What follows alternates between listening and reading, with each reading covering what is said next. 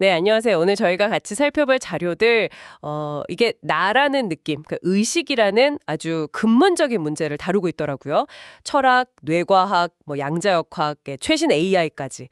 와, 정말 다양한 관점에서 이 문제를 파고드는 자료들을 보내주셨어요. 이 생생한 느낌, 내가 나라고 느끼는 이 주관적인 경험은 대체 어디서 오는 걸까요? 오늘 이 자료들 보면서요, 그 유명한 의식의 어려운 문제부터 시작해서 요즘 나오는 주요 이론들, 또 이게 자유의지나 인공지능 미래랑 어떻게 엮이는지 한번 제대로 파헤쳐보죠. 자, 그럼 시작해볼까요? 네, 좋습니다. 일단 뭐니 뭐니 해도 의식의 어려운 문제부터 짚고 가야겠죠. 자료들에서도 다 공통적으로 지적하듯이 뇌 속 뉴런들이 막 전기 신호 주고받잖아요. 이런 물리적인 활동하고 우리가 실제로 이건 빨갛다, 아프다 이렇게 느끼는 주관적인 경험, 이걸 이제 퀄리아라고도 부르는데 이 둘 사이의 간극을 설명하는 게 핵심 난제인 거죠. 보내주신 자료들 보면 크게 두 가지 관점이 있는 것 같아요. 하나는 의식이 그냥 뇌발동의 결과물이다, 이런 물리주의. 또 다른 하나는 의식이 뭔가 물질과는 다른 거랑 관련 있다, 뭐 이런 이원론적인 입장. 이렇게 나뉘죠. 아, 여기서 진짜 흥미로운 게 나오던데요. 바로 양자역학이요. 어떤 자료 보니까 양자 세계에서는 관찰이라는 행위 자체가 결과에 영향을 준다고 하더라고요. 심지어 어떤 해석에서는 의식이 양자 상태를 결정한다, 이런 주장까지 소개되고 있어요.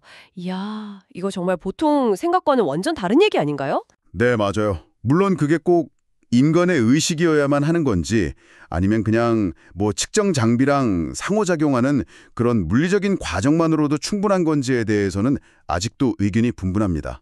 뭐랄까, 여전히 뜨거운 논쟁거리죠. 하지만 중요한 건 자료들이 보여주듯이 이 의식과 물리현실의 근본적인 관계에 대해서 양자역학이 뭔가 중요한 질문을 던지고 있다는 그 점인 것 같아요. 그리고 현대 뇌과학에서 의식을 설명하려는 대표적인 이론 두 가지도 자료에 나오더라고요. 하나는 통합정보 이론, IIT라고 하죠. 이건 어떤 시스템이 정보를 얼마나 복잡하게 통합해서 처리하느냐, 이걸 파이 값이라고 부르기도 하던데 이 값으로 의식 수준을 결정한다고 보는 거예요.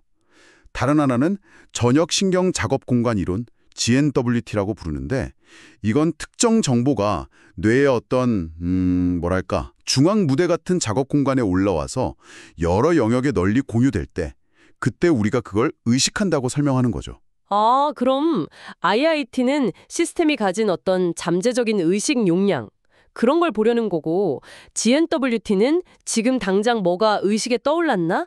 그 과정을 보려는 거군요. 자료들을 종합해보니 약간 그런 차이가 느껴지네요. 네, 뭐 그렇게 비교해 볼 수도 있겠네요.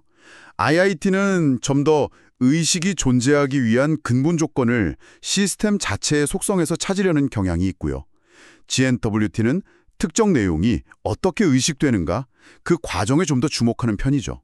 물론 두 이론 다 아직 설명할 게 많습니다. 아직 완성된 건 아니에요. 그렇군요. 아, 그리고 우리가 세상을 경험할 때 눈으로 본 거, 귀로 들은 거, 피부로 느낀 거, 이런 정보들이 어떻게 딱 하나로 합쳐져서 느껴지는지, 이것도 자료에서 중요하게 다루던데 결합 문제라고 부르더라고요. 마치 영화 볼 때 화면이랑 소리가 딱 맞아서 하나처럼 느껴지잖아요. 뇌파가 동시에 움직이는 거? 특히 40Hz 감마파 동기화 같은 게 후보로 언급되던데 어쩌면 이게 우리가 이렇게 생생한 현실감을 느끼는 비결일 수도 있겠네요. 네, 그럴 수 있죠. 다음은 또 자유의지에 대한 아주 도발적인 질문입니다. 립의 실험이라고 유명한 게 있잖아요. 이 실험 결과를 보면 우리가 예를 들어 팔을 움직여야겠다, 이렇게 의식적으로 결정하기 한 0.5초쯤 전에 이미 뇌에서는 준비 전이라는 관련 신호가 먼저 나타난대요. 그러니까 자료들은 묻는 거죠. 우리가 내가 결정했다고 느끼는 이 의식적인 의도가 정말 행동의 원인일까요? 아니면 뇌에서 이미 시작된 과정을 그냥 나중에 알아차리는 걸까요? 와, 이 결과는 진짜 생각할 게 많네요. 내가 결정했다 하는 그 순간이 실제 행동 시작보다 나중이라니 우리가 보통 느끼는 거랑은 정말 다르네요. 네, 그렇죠. 마지막 주제는 역시 인공지능, AI입니다. 알파폴드처럼 엄청 복잡한 단백질 구조 예측 문제를 풀거나 GPT처럼 사람하고 꽤 그럴듯하게 대화하는 AI를 보면 정말 놀랍죠? 이게 혹시 기계도 의식을 가질 수 있다는 가능성을 보여주는 걸까요? 그런데 자료들은 좀 신중한 입장을 보여요. 인용된 구절의 핵심은 현재 AI가 의식의 특정 기능, 예를 들면 문제 해결이나 대화 같은 걸 흉내낼 수는 있다는 거죠. 하지만 그게 사람처럼 실제로 느끼거나 이해하는 그런 주관적인 경험을 가졌다는 증거는 아직 없다는 겁니다. 아, 그러니까 겉으로 보이는 능력하고 그 속의 실제 경험은 다른 문제다 이 말씀이시군요.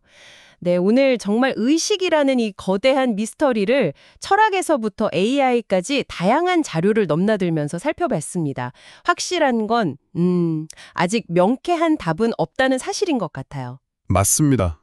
이 모든 논의가 결국에는 우리가 우리 자신의 경험이나 존재에 대해서 얼마나 모르는 게 많은지 그걸 오히려 더 잘 보여주는 것 같아요. 아직 탐구할 게 정말 무궁무진하죠. 자, 오늘 탐구를 바탕으로 한번 마지막 질문을 던져볼까 합니다.